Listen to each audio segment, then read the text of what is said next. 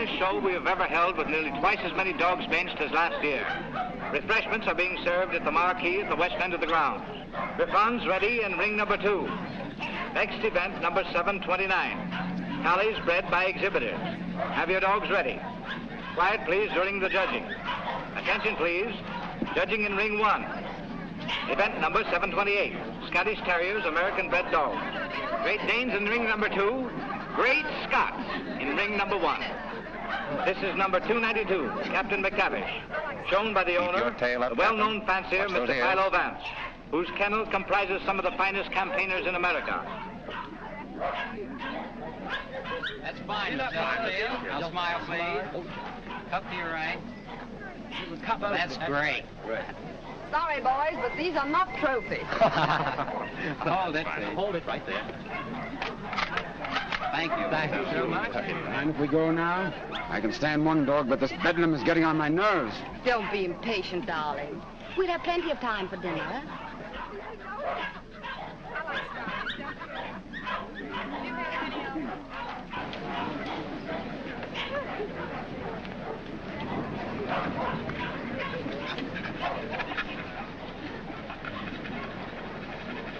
Hold it down. 2.5. Show. Event number 728. The blue ribbon won by Gillespie of Heatherstone. Dundee Deviler is runner-up, and Midlothian Gentleman receives the special. Better luck next time, Mr. Vance. Don't be downhearted, Captain. You're still champion with me. Maybe we'll have better luck in Italy, huh? Tough luck, Vance. I was hoping to have the pleasure of meeting you tomorrow. Oh, thank you very much, Mr. Cole. Perhaps you'll get stiffer competition from Sir Thomas MacDonald. Perhaps. Want to borrow Misty Morn for a second? But, Miss Knight, you know Mr. Hart, you don't want Eamon to bully his dog. Come along and protect him if you like.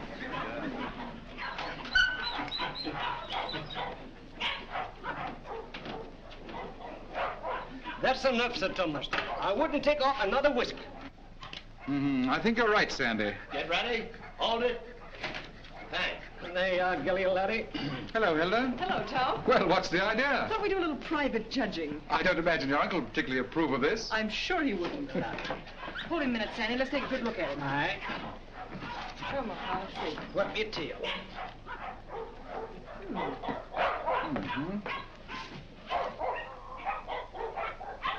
Well, what do you think? I think it's a pretty close thing. But I'm not worried. Eh, Sandy? I think you're better safe, sir. Here we are, sir. What the devil do you think you're doing, Hilda? Well, How do you do? How do you do, sir? I just wanted to prove that you're going to lose money to Tom when these two get into the ring tomorrow. And have you proved it to your satisfaction? So much so that I want you to loan me $1,000 to place on Gilly. Hilda. That's cheek for you. Wants to bet against me with $1,000 of my own money. I wasn't asking you for your money. I merely want you to loan me some of mine. As long as I control the purse strings, you're not going to do any betting against me. You'll be grateful that I've saved a few thousands of your fortune someday. But don't raise your hopes too high, Hilda. Bring that dog out here. I shouldn't let him worry you, my dear. You knew how I hate him, Tom. Things he's done to me. I despise him. Darling. Now, let's see. Where did I put that? Ah, here it is. Unsolved murders. You know, I almost forgot it. I wouldn't have been able to sleep a wink tonight, wondering who murdered who and why. How any intelligent man can read that drivel is beyond me, Brisbane. What time does that Chicago train go? 5 o'clock. Well, it's 4:15. Oh, you've got plenty of time. Yes, I know, but I want to get out of here before Archie gets home.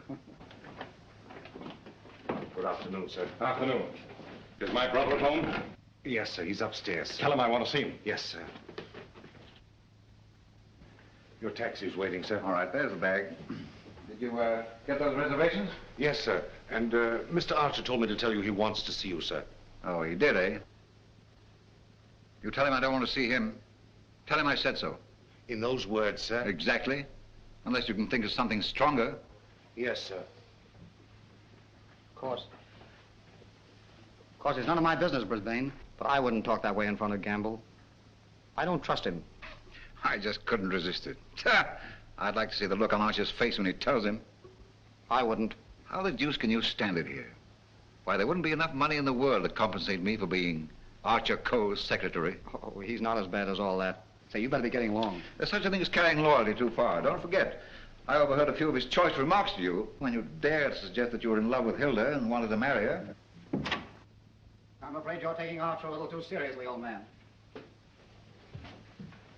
Did you deliver my message? I thought it best to wait till you were safely away, sir. Do you mind dropping me off? I have an engagement with Hilda for dinner. Come ahead, come ahead. All aboard!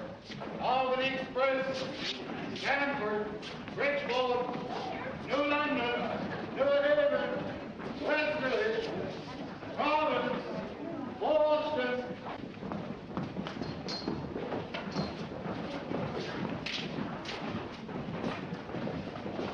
Here is Sir Thomas MacDonald New.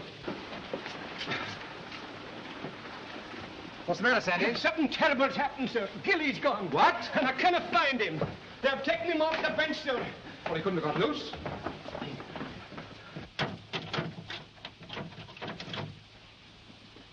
He didn't break that lock himself either. I haven't been away from that dog for 10 minutes all day, sir. I just went into the restaurant to get a wee sandwich, and when I come back, he was gone. Sir Thomas? Yes? I think we found him, sir. Where? Out in the alley, sir.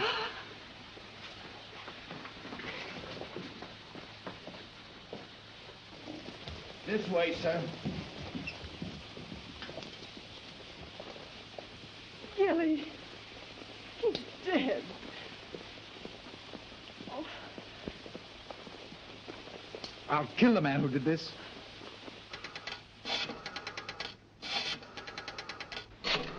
Listen, Tom, you mustn't do anything until you're sure, please. I've got my own ideas. Oh, I know Uncle Archer's mean and cruel, but I can't believe he'd do a thing like this.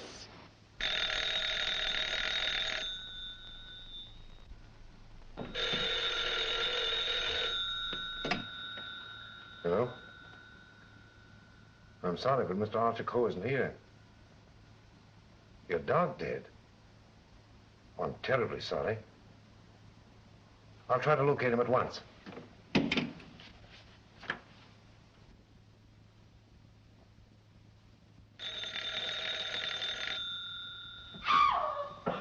Go away from me, Hugh.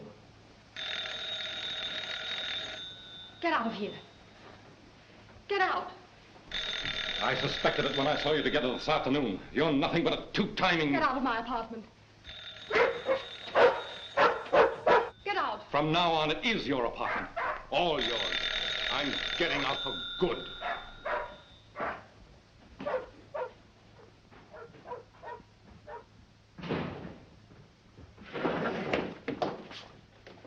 Ah, Mr. Coe. My dear friend, Yes, I see you are. Pardon? Yes. Oh, I am, how do you say it? Tanto allegro. I came to see you. I have received a cable from Milan authorizing me to complete the deal for your Chinese collection and confirming the price of $117,000.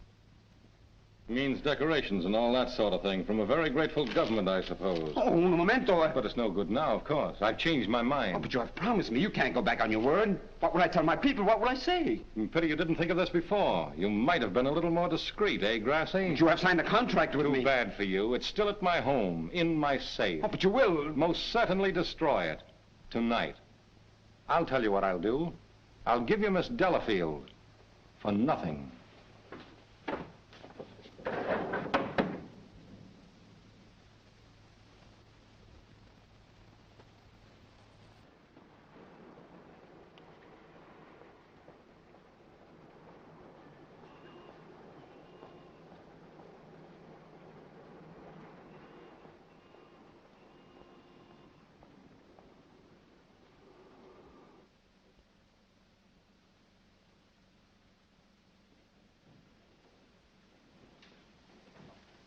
Hey, Liang. At it again, eh? I was led to believe that a cook's place is in the kitchen. The next time I shall... I have been expecting my dismissal, Mr. Cole. We have served our purpose, these priceless treasures and I. I overheard Mr. Reed saying you were preparing to sell this whole collection. You've been listening at the keyhole, have you? You cannot sell them, Mr. Cole. Do you think I would have dishonored my ancestors, perjured my soul, cheated my own countrymen to acquire these for you? Had I not believed that you would reverence them as I do? That's the worst of your race, a pack of mawkish sentimentalists about your ancestors. I don't need you tonight. Go on, get out. I would suggest you consider most carefully before you sell.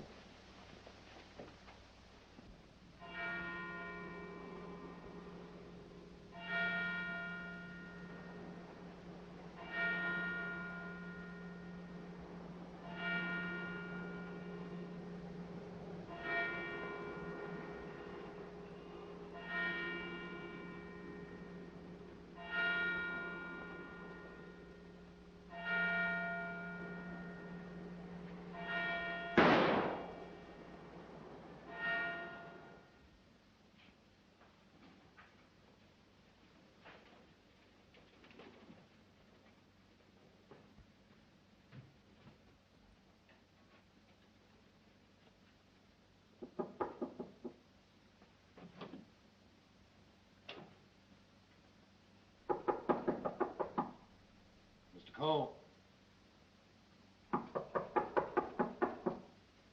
Mr. Cole.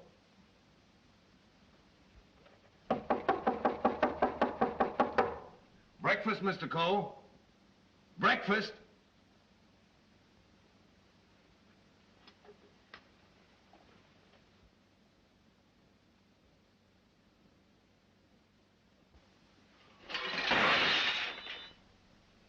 Mr. Reed! Mr. Reed! Mr. Reed! What is it, Gamble? Mr. Cole, Mr. Archer Cole has killed himself. Killed himself? When? How? He's sitting in there like, and the door's bolted. You're positive? Yes, sir. In his bedroom. Phone the police. Yes, sir.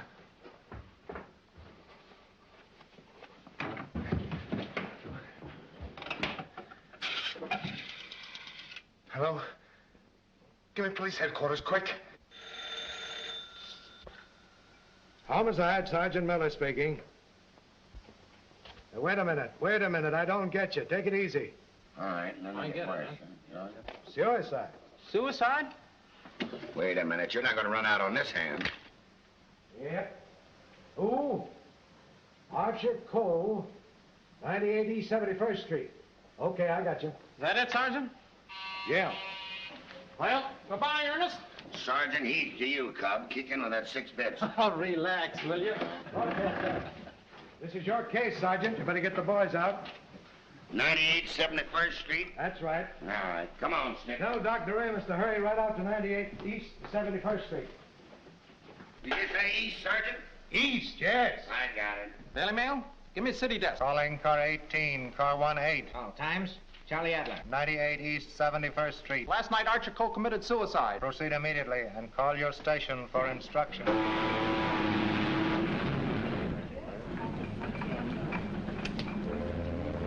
Higher and warmer with lights and moderate winds for New York vicinity today and tomorrow. Yes, sir. And now for the latest news flashes. Archer Cole, the well-known sportsman and collector, committed suicide last night at his home, 98 East 71st Street. His body was discovered by the butler at 8 this morning when he took up a breakfast tray. No reason has been advanced for this action as Mr. Cole was in excellent health and had no financial trouble. No news has been received from the crew of the... Is the land phone still connected? Yes, sir. But it will be disconnected in about 2 minutes, sir. I see.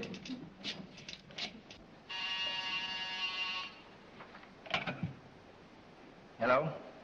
Hello, Markham. Hello, Vance. I thought you were on your way to Italy. I am. Well, I say, Markham, I just heard about Archer Cole. Yes, too bad he had to bump himself off like that. That's why I called you. Are you sure that he did bump himself off? Well, his butler tells us he's sitting in a locked room with a revolver in his hand and a bullet in his head. I don't know what else you'd call it. I don't want to butt into your affairs, but aren't you a bit hasty in jumping to that conclusion? Hasty? Why? Well, if you knew Archer Cole, you would know that suicide is almost a psychological impossibility for him. Psychological bosh. 2 and 2 make 4, don't they? But how do you know you have 2 and 2? Just let me point out to you. Oh, point out the Statue of Liberty. Say, Vance. Hello? Hello? The land phone has been disconnected, sir. Oh.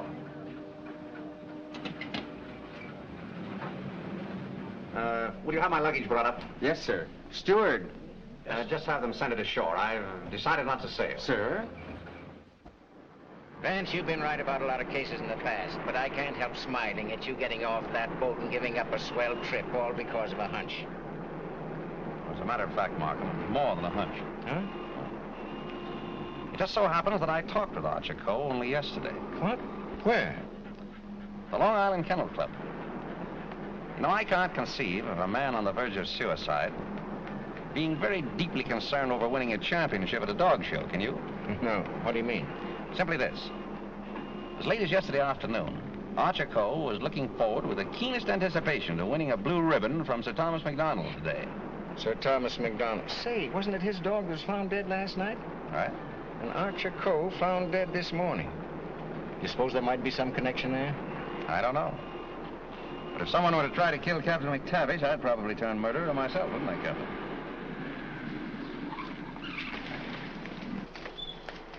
Hello, Mr. Markham. I got your message to hold everything up. What's the idea? Hello, Mr. Van. Good morning, Sergeant. Well, it's been a long time. Several years. I might have known it would be you, the world's champion troubleshooter. Come on, boys. Come inside. Well, Chief, this is another just open and shut case. Mr. Reed, the secretary. This is Gamble, the butler. Yes, sir. Mr. Markham, the district attorney. How do you do, sir? And, Mr. Vance. How do you do? How do you do? Everything just as it was? Well, they said they haven't touched anything. We thought it best to leave everything intact, sir. Good. Where's the room? Upstairs. This way, please.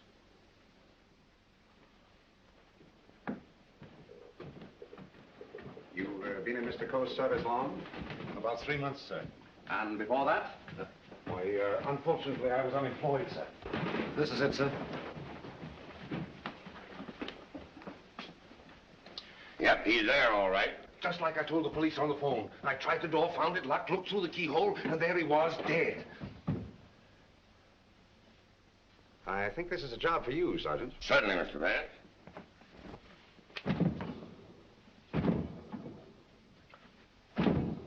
Well, Hennessy, what are you standing there for? Your health? This takes beef. All right.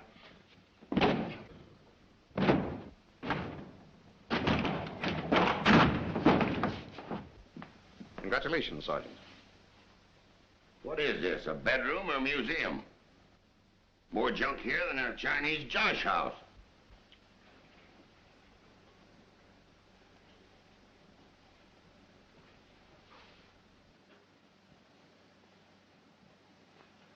I trust I did the right thing, sir, by not breaking down the door.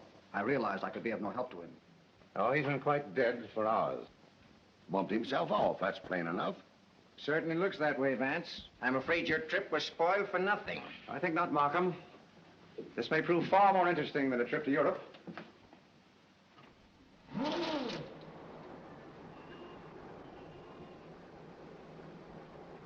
You carry a gun?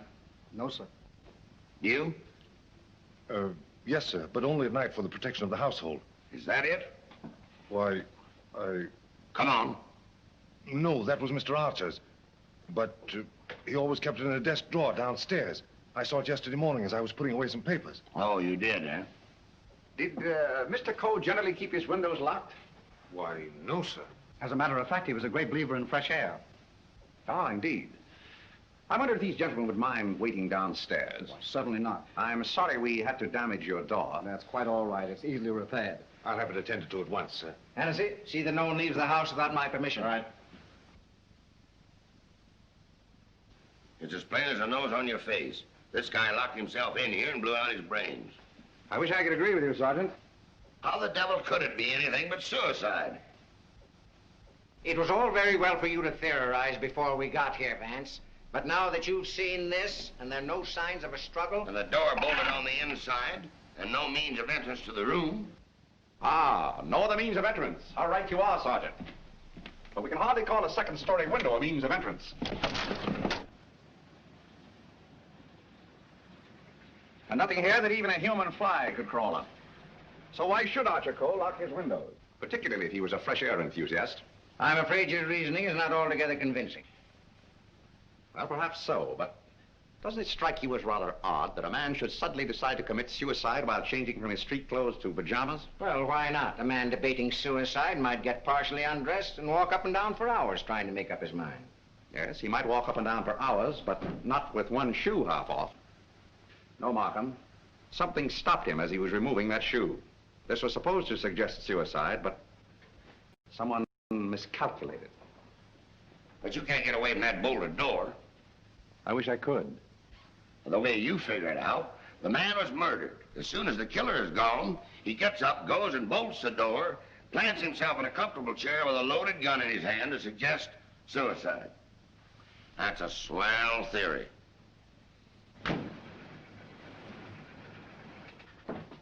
Hello, Gamble. Well, what is this? What's happened? Something terrible has happened, Miss Lake. Hilda. What is it, Raymond? What is it? It's your Uncle Archie, Hilda. He killed himself last night. Where? They're upstairs.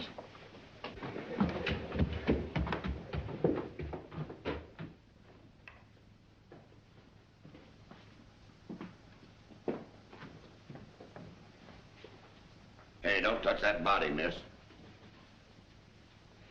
Oh, Mr. Vance. How do you do, Miss Lake? This is Mr. Markham, the district attorney. How do you do?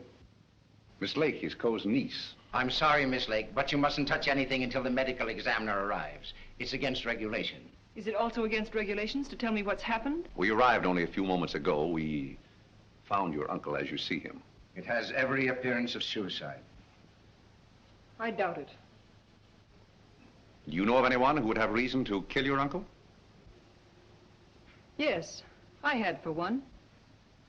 Why, Miss Lake? Because he stood in the way of everything I wanted. He made my life miserable because he held the purse strings. And because he was jealous of every man who came near me. I was afraid of him. Oh, the horrible nights I've spent in this house. Are we to accept your comments as a confession of murder, Miss Lake? Look here, Markham, that's ridiculous. Please, Raymond. I think I can handle this situation myself. When we found your uncle, Miss Lake, the door was bolted from the inside. Bolted inside? Oh. Maybe he did shoot himself. Can't you make up your mind? Do you know of anyone else who felt as you do about your uncle? Practically everyone he came in contact with. He was ruthless. He wanted his own way in everything. I imagine there are plenty of Chinese who will be glad to know that his collecting days are over. Ask our cook. I shall. Can you think of anyone else? Well, Uncle Brisbane shared my feelings toward him, I'm sure. Where is this Brisbane guy? Maybe he decided to do something about it. That's impossible. He's on his way to Chicago. He left on the 5 o'clock train yesterday afternoon. He'd be just about getting there by now. Well, you'd probably like to wire him, wouldn't you? Why, yes, of course. Is that all? For the present, yes.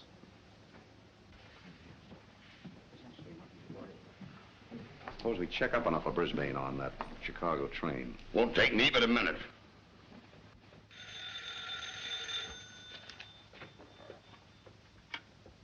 Hello? Come on, Simpkin. Get your feet off the boss's desk and jump down to Grand Central.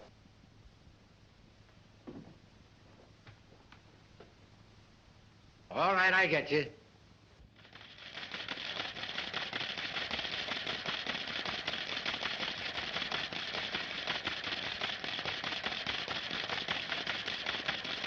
Yes, Mr. Heath. Langham Hotel, Chicago? Yes, sir. I'll rush the call. Hold the while, please. Oh, yes, Mr. Heath. We're expecting Mr. Brisbane Coe this morning. Oh, yes, he wired for a reservation last night. Thank you. Goodbye. Yeah. He took the 5 o'clock train, all right. Good. You know, there's a few things I'd like to find out about this girl, Hilda Lake. Why are you always trying to check up on me? I'm not trying to check up on you, Hilda. I want to help you. Well, you know how I feel about you. You know that I love you. But lately you seem to have changed. Every time I want to speak to you about marriage, you evade me. What's on your mind? Oh, nothing, nothing. Raymond, I never said I'd marry you. But I thought that now that I could take you away from here. You might as well know now as later. When all of this is cleared up, I'm going to marry Tom McDonald. Oh. Oh, try to understand, Raymond. I'm sorry. Oh, don't tell me. Come on, don't try to kid us. Quiet. Oh, suicide, my eye, with the DA himself and Vance on the job? It's suicide, and that's that. Oh, come on, have a cigar. It's still suicide. Hey, wait a minute. Are you a reporter? No, I'm Sir Thomas McDonald. I'd like to talk to the officer in charge here. Oh, come on inside. Tom!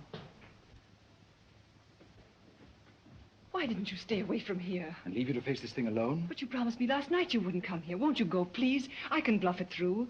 I don't want the police asking you questions. I know all the answers. Oh, but please go for my sake. Well, let's forget about it, shall we? It's too late now. In any case, the police are guarding every entrance. Wait a moment. You can cross through that yard and get to your apartment. No one will see you. Take the first boat to England. I'll join you as soon as I can. Watch out for those newspaper men, Sir Thomas. They're even deadlier than the police. I had no intention of leaving. Ah, good. Oh, by the way, I was sorry to hear about the death of your dog last night. Oh, thanks. You didn't by any chance discuss it with Archer Cole, did you? No. If I had, I might have killed him. Well, did you? That's your problem. Right in here. I want to see. Any news, Doctor? How about a statement? Give me a chance. Oh, wait a minute. I'm a doctor, not a magician. Almost full and funny. Go on now, scram. All right, now listen. Wait a minute. Got to get in here. Hello, Doc.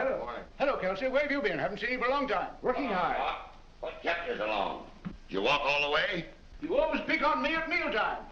I was in the middle of cakes and sausage. What have you got? Just plain suicide. This guy locked himself in the room, bumped himself off. Suicide. Then why didn't you let me finish my breakfast? Hello, Doc. Hello, Markham. All you need is an order to remove the body.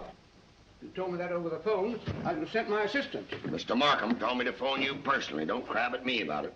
I'll give you the approximate hour of the death, if you want it. That's big-hearted of you, Doc. And the routine autopsy, we can do tomorrow, as it's just a case of suicide. Why do you jump to that conclusion, Doctor? I know a dead man when I see one. Besides, the door was bolted. I know, the door was bolted from the inside. But what about the body? Hadn't you better have a look at it? I was going to. I'm a doctor, not a detective. This man is dead with a bullet hole in his right temple. He's holding a gun in his right hand. Just the kind of wound that might have been self-inflicted. The position is natural, and the door was locked on the inside. Well, let me see. That's strange. Did you find something to disturb you, Doctor? Plenty. There's blood in his mouth. And he's got a skull fracture from some club-like instrument. Now, what about the bullet wound in his temple? There's no blood there. That's so. Gentlemen, when that bullet entered this man's head, he had been dead for hours. Can you place the time of his death? I'd say from 8 to 12 hours ago. Would you say that the revolver was placed in his hand before rigor mortis set in? Yeah. Did he die from the effects of the blow on the head? No. Probably rendered him unconscious for a while, but that wouldn't have killed him. Not powerful enough. The blow didn't kill him, the bullet didn't kill him, and yet he's dead. Suppose we try to find out just what did kill him. Glad you thought of that, Mr. Vance. It's not a bad idea. Perhaps I'd better take another look. All right, boy. Let's pick up these clues before they get mussed up here. Hey, just a minute, Doc, please. Ready? Give me a hand, Sergeant. Help me lift the body over to bed. Where do you want to put it? All right, boys, the rigor room. Let's get this body over on the bed. Around the handles, around the box. Get that neat and fine. All right, Chief. Get a hole. Hey, here they come, boys. Let's get it. All right. Lift him easy. Easy. Well, there he is. Now then, All right, just a little more that way. All right, That's there for you, Doc. That's it. There couldn't have been much of a struggle. His hair isn't even mussed. Maybe somebody slugged him and then combed his hair. By George, now I've got it. Stabbed below the left shoulder blade, near the spine. There's no external bleeding. Internal hemorrhage, huh? That's it.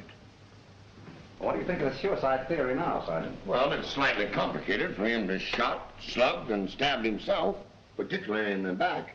Yes, very complicated. Oh, Markham. Yes. You see, there's no hole in the back of his pajama jacket.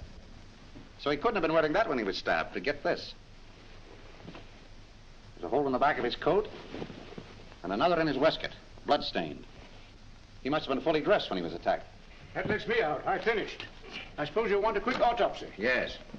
Get that body down to the morgue as soon as possible. Good day, gentlemen. Good day. Hey, Doc. Yes? Do you think there's any possible chance of that being suicide? What? All right. Just a fair question, big boy. Go on home and get your hotcakes and sausage. You need the strength. Hennessy. Yeah. Hurry up to that dead weight. Right. Any report on that wire? Not yet, Sarge.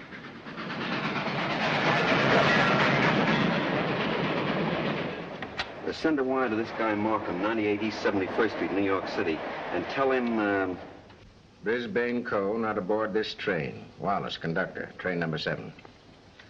Sit down.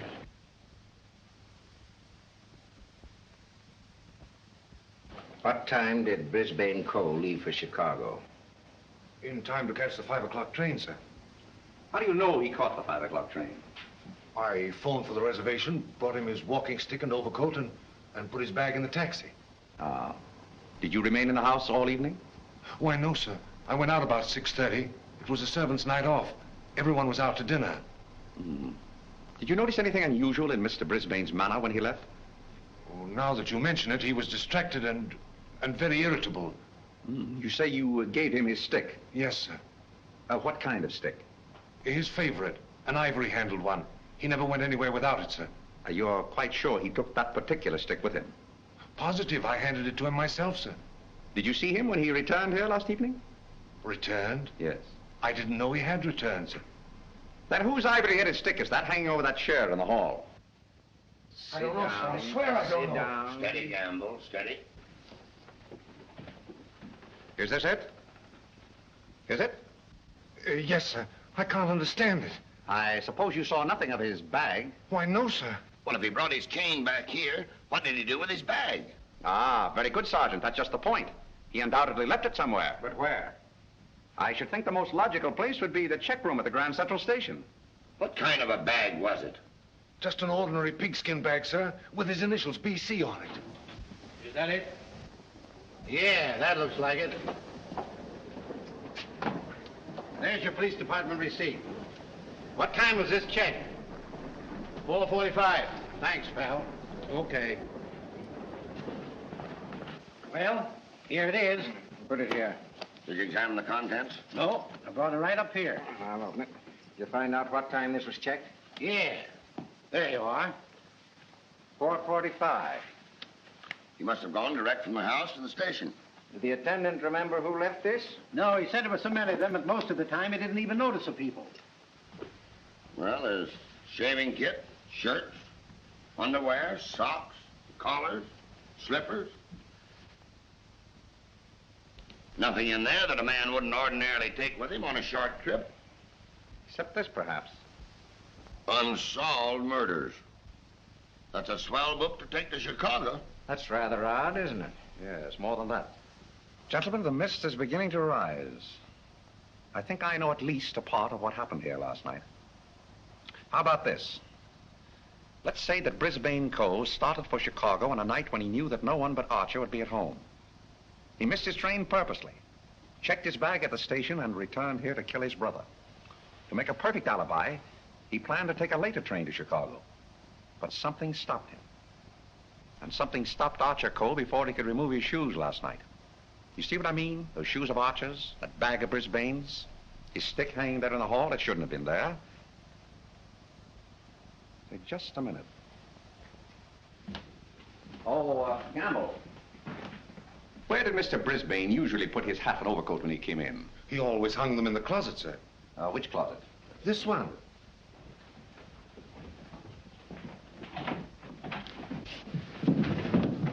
Oh!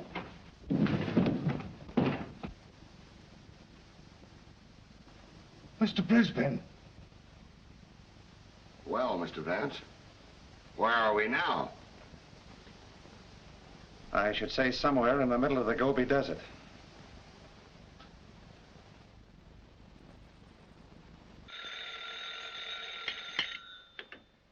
Hello.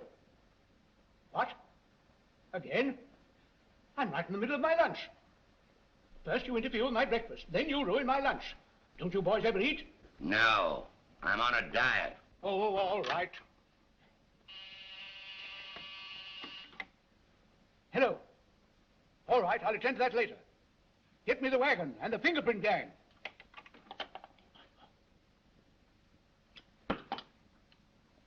Just a minute, fellas. One side, please. Just a moment, please. Ready? That's all. All right, go ahead. Here. He's been dead for hours. And me thinking all the time he was playing possum. Well, there are too many people in the world anyway. Mr. Vance, this is just ordinary junk. I'm afraid so. And I'd rather hope for something important. Which one of the two victims died first, Doctor? Archer Coe, I think. This one a little later. And the weapon? The same, sharp and narrow. Second, tag and list these. I think I better fingerprint everything inside and outside here. Right, Captain. Hennessy. Yes. Look for a sharp, narrow weapon. Right. Found something? Why, it looks like fishing tackle. It's tackle, all right, but not fishing. Markham, we're dealing with a shrewd brain. The technique of this crime was very cleverly worked out. But something went wrong. Sergeant, here's your order for the removal of the body. Thanks, Doc. So long. I want food. Well, nobody's stopping you. And if you've got any more corpses, bring them out now, will you? I can't be running up and down here all day. What do you mean running up and down all day with that swell car the city gave you? Oh. Nothing upsets the doctor.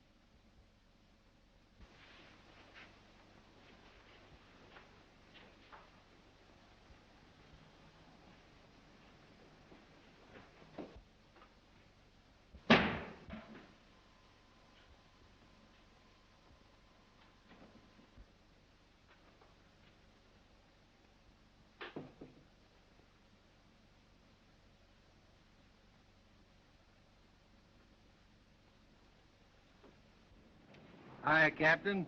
Going in to take charge? Well, if you hurry up and solve this case, maybe I can go home. Come on. I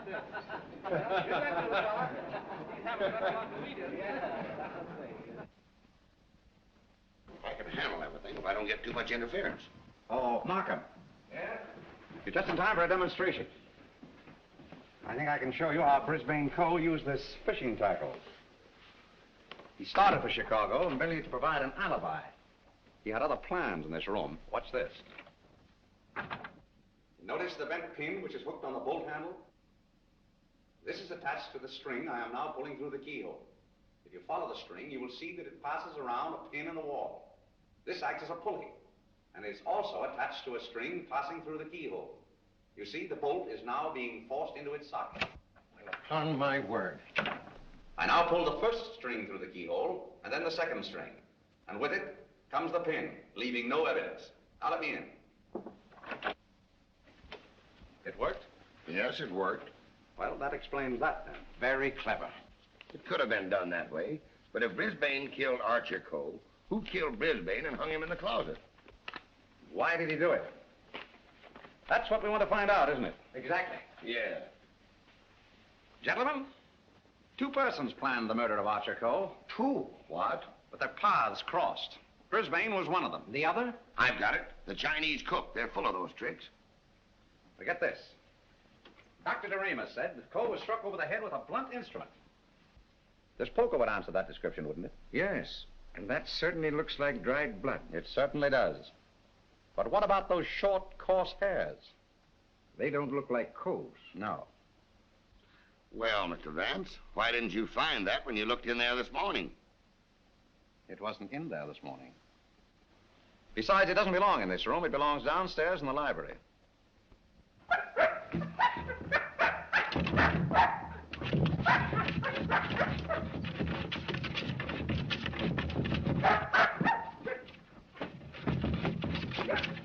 Captain? What's the matter with you? What is it, Captain? What is it, Captain? You're all down there?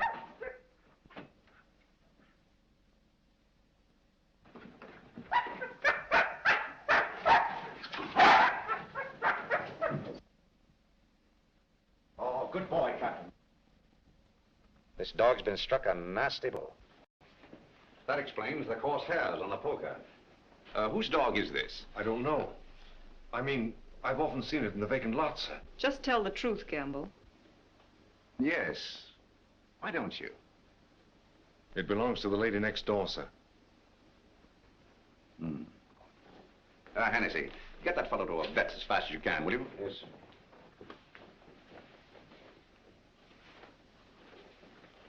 Easy, easy, easy, boy. Easy.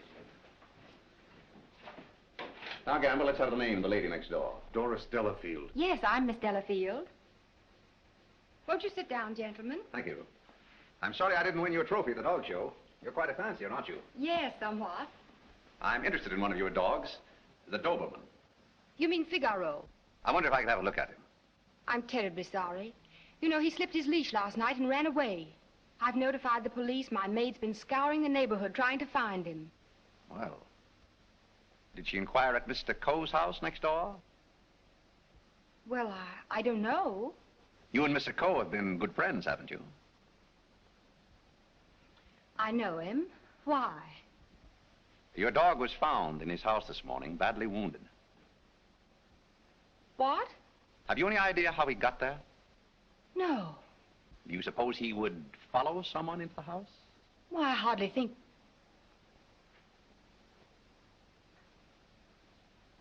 Now, what are you driving at? Mr. Archer Coe and his brother were murdered last night. Murdered?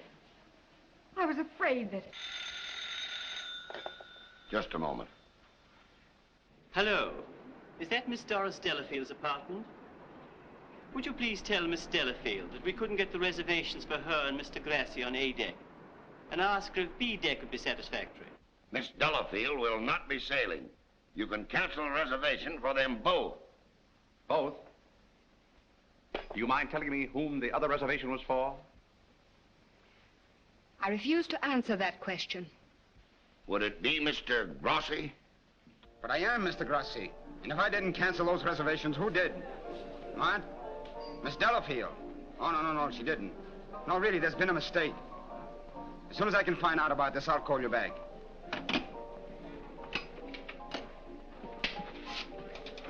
I don't think you'll find Miss Delafield at home just now.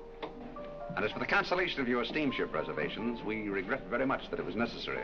Who are you? This is Mr. Markham, the district attorney.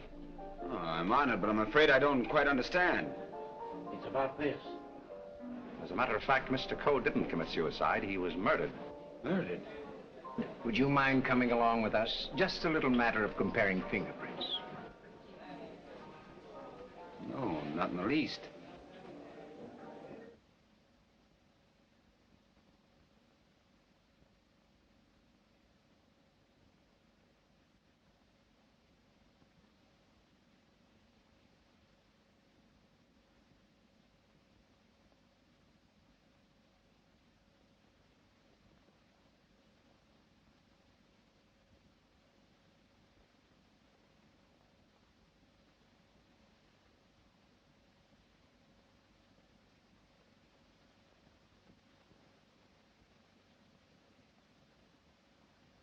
I think that's all. Found anything yet? The one taken from the doorknob is too blurred for identification, but this one is very clear. It appears to be that of Liang, the Chinese cook.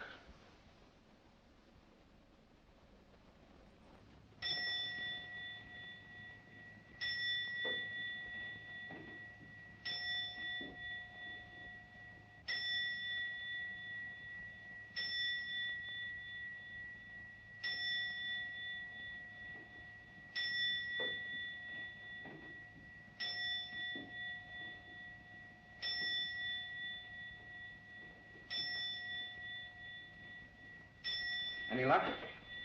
No, not yet. Well, it must be here somewhere. I'm positive that the dagger that killed the Coles belongs in that sheath. Tired, Markham? No.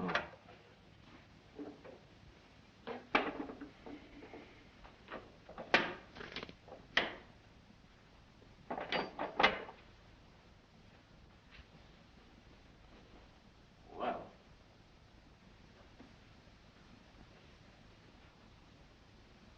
That's strange. What is it? The King Ya vase is missing. It's the most valuable in the whole collection. That's all that's left of it. If I'm not mistaken, that's blood. Blood? Markham, I'm coming more and more to the belief that Archer Cole was killed in this room. That poker, this dagger sheath, now these fragments, all here. But, Vance, do you mean to tell me that the dead man walked upstairs? I'm not trying to tell you anything but the facts. It's the most remarkable case in my experience.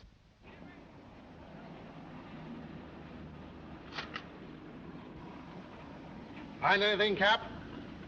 Yes, sir. Plenty.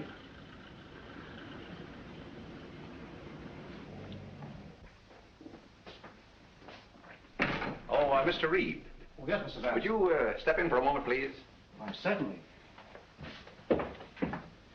Smoke? No, thanks. Did you notice that the Ting Yao was missing? Missing? Why, it was here yesterday evening. At what time? At about 6:30 or 7 o'clock. I came back to talk to Mr. Cole. About what? Well, as a matter of fact, I wanted to quit my job as his secretary. Oh, you'd been having some difficulties with him? It was rather a personal matter. I wanted his permission to marry Miss Lake. What did he say to that? He ordered me out. You went? Yes. Where? I went to find Miss Lake. I thought she was at the Kennel Club. But I had a puncture on the way, so it was rather late when I got there. She'd already left with Sir Thomas MacDonald. Then I came home and went directly to bed. Did you hear anything or see anything when you came into the house? No. But after I'd been in bed for a while, I heard some noises downstairs. I opened the door and looked down, but it was only Liang, the Chinese cook, coming in. Was he customarily noisy in entering the house? Oh, as a matter of fact, it's the first time I ever heard him come in. Indeed.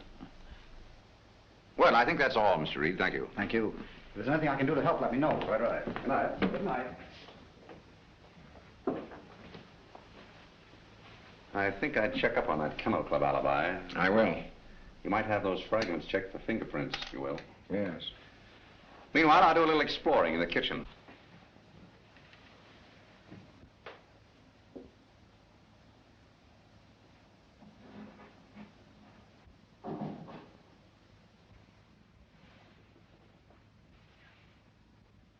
Why, Mr. Vance, I thought... Get Markham.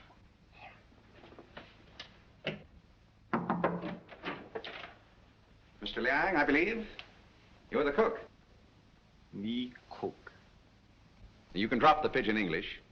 That isn't necessary with me. Where did you go to school? Columbia University. Ah, that's considerable education for a cook, isn't it? Mr. Coe employed me because I know a great deal about Chinese porcelain. Ah, I see. Ah, that's a very lovely piece of Ting Yao, isn't it? How did it get broken? I don't know, sir. I found the pieces in the wastebasket in the library. You want me, Vance? Oh, yes. See that, Markham? More blood spots on the inside. Apparently, the murderer dropped the dagger in here to hide it, but he dropped it too hard and the vase broke. When did you find these pieces? This morning. This morning? You're sure it wasn't last night, about 8 o'clock, let us say? No, sir. I did not get in until after midnight. I'm sure Mr. Reed or Mr. Gamble will tell you that. What time did you find the poker? The poker? Yes, the poker. The one you hid in the Chinese chest in Mr. Archer's room this afternoon.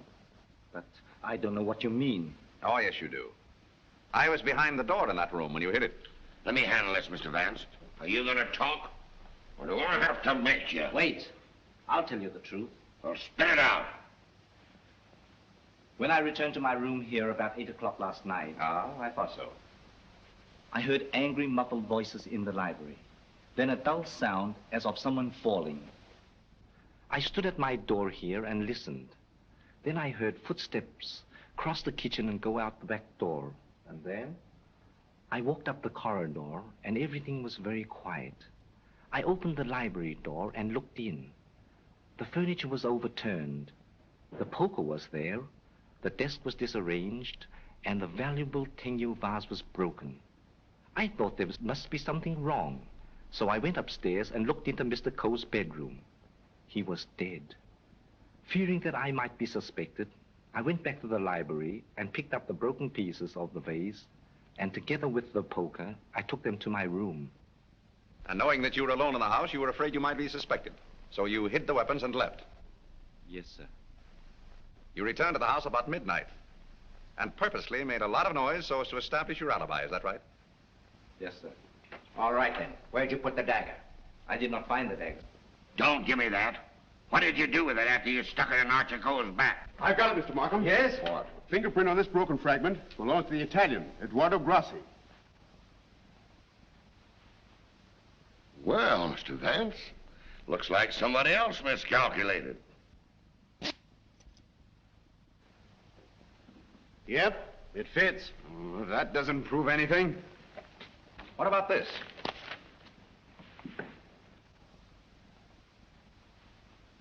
Where did you get it? It was in Archer Coe's pocket. What were you doing outside the drawing room window last night? Why, I wanted to be sure that he was alone. Why? For weeks we had been negotiating for the sale of his collection to the museum at Milan. It meant everything to me. He kept raising the price, but on Monday we came to an understanding. And I cabled the museum that I had succeeded. And last night he turned me down because he saw me with Miss Delafield. Let me explain. Archer was extremely jealous of me. Well, you can't blame him for that. You went there to threaten him, didn't you? Which I had every right to do. I told him I would use any means to make him fulfill his contract. He laughed at me, said that he would smash every piece in his collection before he'd let me have it. So you picked up the poker and did a little smashing on your own account, eh? I did not. Let me have that fragment, will you? Thank you. You know how that was broken? Tignao vase? With blood stains on the inside and your fingerprint on the outside. I don't know. Sergeant, I think you better book him. Right. Thank you. Come on. Let's get out of that monkey suit. Let's get going. Come on. Don't worry, I'm not running away. You telling me?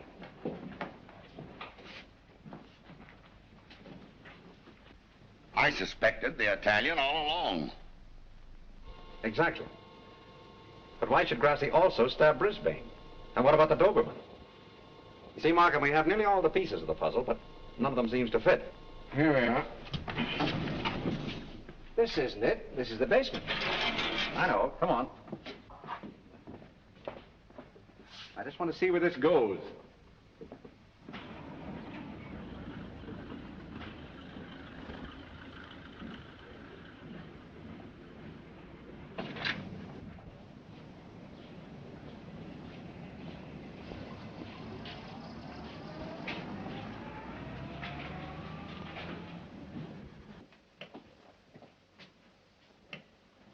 Good evening, sir. Gamble? By the way, how long have you been using that name? All my life, sir. Dubois checked Gamble's fingerprints at the Identification Bureau, and who do you think he turns out to be? Not Gamble? No. Atlantic Eddie. He used to work the boats on both sides of the ocean. Honestly, Mr. Vance, I haven't turned a trick in 5 years. Oh, that's all right, Eddie. I just wanted to let you know that we're old pals. Sir, someone slipped in the back door and went into one of the front rooms.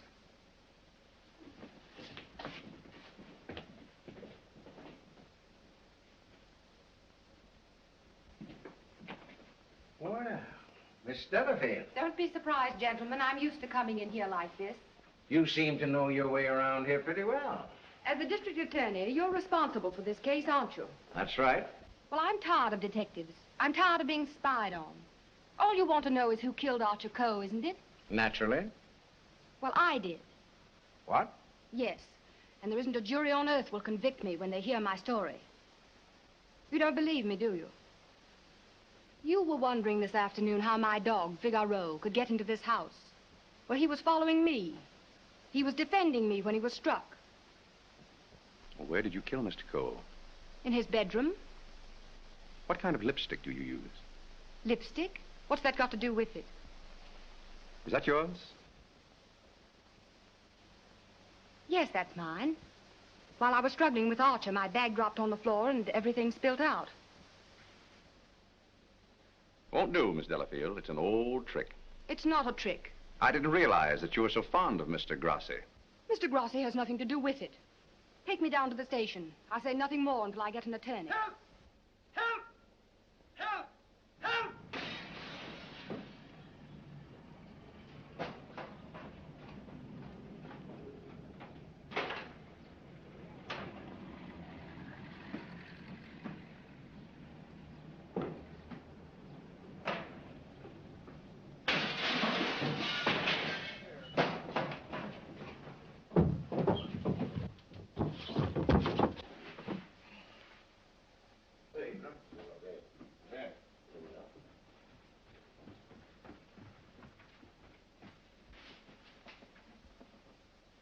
This guy's been stabbed, Hennessy.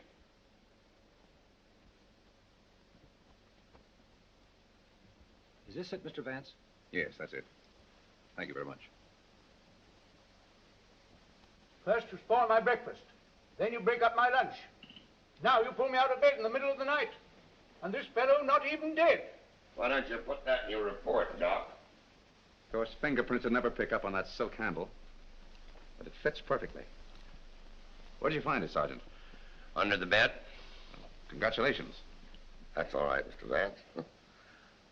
3 crimes with the same weapon, Markham. Tom, what is it? What's happened? I don't know, dear. Somebody stabbed me. Is it serious, Doctor? Oh, no. I gave him 3 grains of sodium amytal to quiet his nerves. He'll be all right. I'd like to rent a room here till they finish this case. Poor darling. I wish I hadn't got you mixed up in all this. You shouldn't have come here. Let me see this through alone. Oh, I won't leave you. Can't we get away from here? We leave tomorrow. Together. Well, what do you think about it, Doc? Well, the thrust punctured the median basilic vein and caused a hemorrhage. Could the wound have been self-inflicted, Doctor? I'm the city butcher, not the detective. Don't bother me with any murders after 3 tomorrow. I'm going to the World Series. Hey, Doc, hold me the score between innings, will you? Get these people out of this. What are they waiting for? We just want to ask you a few questions, Sir Thomas.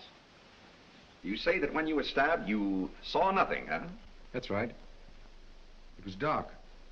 I heard a noise and jumped out of bed. Somebody threw a chair and just missed my head and struck the window. I shouted for help and ran towards the door. Then I felt a sharp pain in my arm as I lost consciousness. Knife by a ghost. That's a hot one. I think he done it himself. How dare you? That's not fair. You know anything about that? Where'd you find it? Under your bed. I never saw it before. Yeah. Like I never saw a pair of handcuffs. You've no right to question him now in this condition. Rather funny.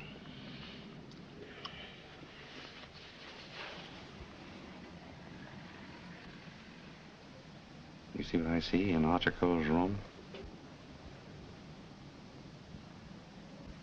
I have a suspicion that whoever killed the Coes came from this house. Probably from this room. Gentlemen, I think I can fit the pieces of this jigsaw puzzle together. Now, here is East 71st Street. This is the Coe house, the yard, and the apartment house next door. Now, let's have a look inside. This is McDonald's apartment. Directly opposite is the window of Archer Coe's bedroom. Underneath McDonald's apartment is the cozy little nest of Miss Delafield and her temporary guest, Mr. Grassi. This is the elevator, and here are the stairs that lead directly to the back entrance. From there, it's easy to reach the back entrance to the Coe house across the yard. Now, that's the front hall, and here's the library. On Wednesday evening, between 7:30 and 8 o'clock, Archer Coe was sitting alone in that room. Now remember, it was the servant's night off. The killer must have known this when he came in the back door. He was so intent upon what he was planning to do that he must have left the back door open, because from somewhere in that vacant lot came a dog, a Doberman Pinscher, belonging to Doris Delafield. He saw the back door standing open and went in.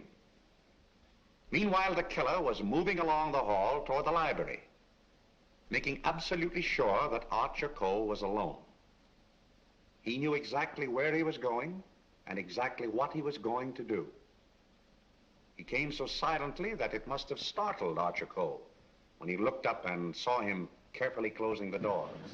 It is my conjecture, gentlemen, that a terrific argument took place. Archer Coe must have struck him, and as he fell back, he picked up the poker as the first weapon that came into his hand. He struck Archer Coe on the head. Coe collapsed across the desk, his hands groping in the drawer of the desk for his gun. Then, in the blind rage of the moment, the killer saw a Chinese dagger. He seized it and stabbed Archer Coe in the back. Coe probably fell to the floor. Meantime, our Doberman Pinscher was coming closer and closer, probably attracted by the sound of the struggle in the library. As the killer opened the door to escape, he saw the Doberman Pinscher in the hall coming toward him. He again picked up the poker as the dog entered the room. True to the instinct of his breed, the dog sensed an enemy. He leaped. The killer struck, and the dog fell, badly wounded. Now he tried to hide the dagger in the Tingya vase. He dropped it too hard, and the porcelain broke into bits. He picked up the dagger again and went out the same way he came in. Meanwhile, Coe slowly regained consciousness and pulled himself to his feet. You remember, gentlemen, that Dr. Doremus said Coe died of an internal hemorrhage. And that is the key to the whole situation. Archer Coe, already a dying man, walked upstairs. And what is even more terrible, he did not know that he had been stabbed. He went to his room and, feeling a little faint probably, he removed his coat and vest and hung them in the closet where we found them. He put on his pajama top and went to the window and raised the shade. Can you imagine the killer's emotions when, from someplace in the apartment house across the vacant lot, he looked over and saw the man he thought he had killed standing there at the window? He knew then that he had to go back and complete his job to save himself. Feeling very faint by now, Archer Coe went from the window to the chair beside his desk, where he sat down. There, he started to remove his shoes. You remember just how we found him. In the very act of removing them, before he could get one of them entirely off, he died. I don't think he ever knew what killed him. Now we come to the most awful part of the tragedy. Brisbane Coe came back to the house with a cleverly worked out plan for killing his brother. He also knew that it was the servants' night out and that he would not be disturbed. He went down the hall to the library, and from the drawer of the desk, he took Archer Coe's own revolver and put it into his pocket.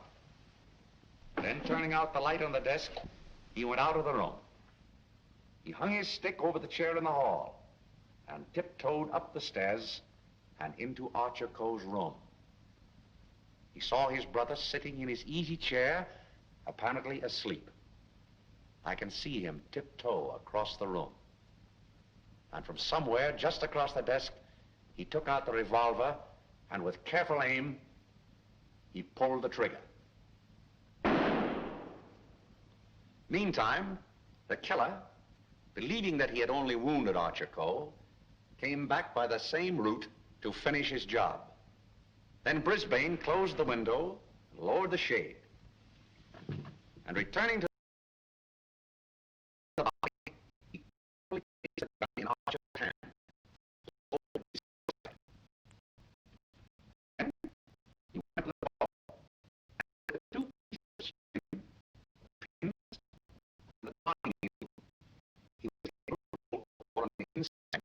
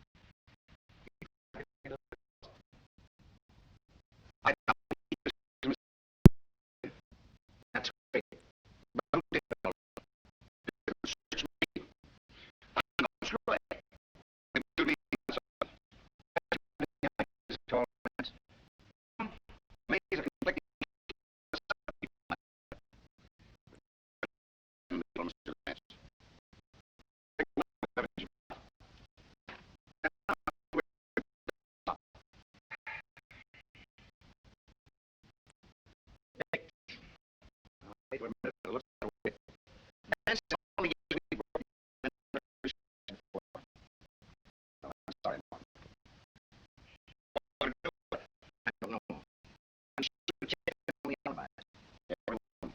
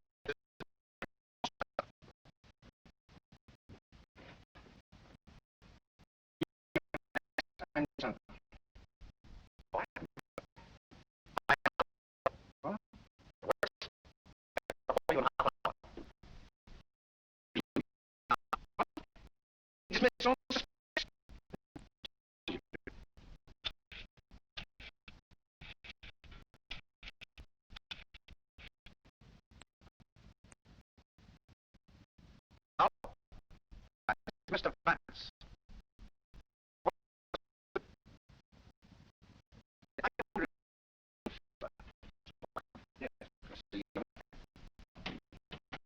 That's good.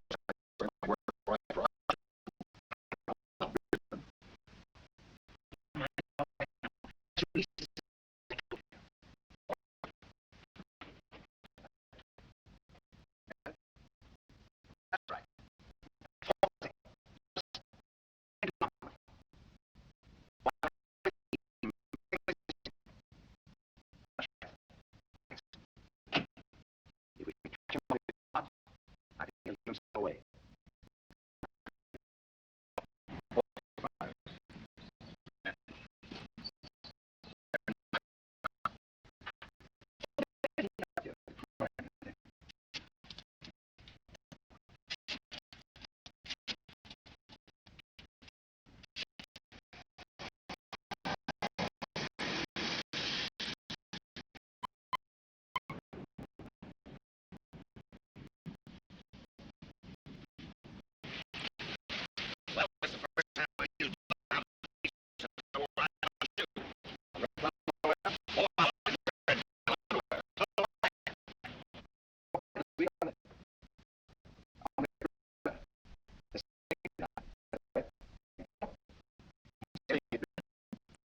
Lady McDonald.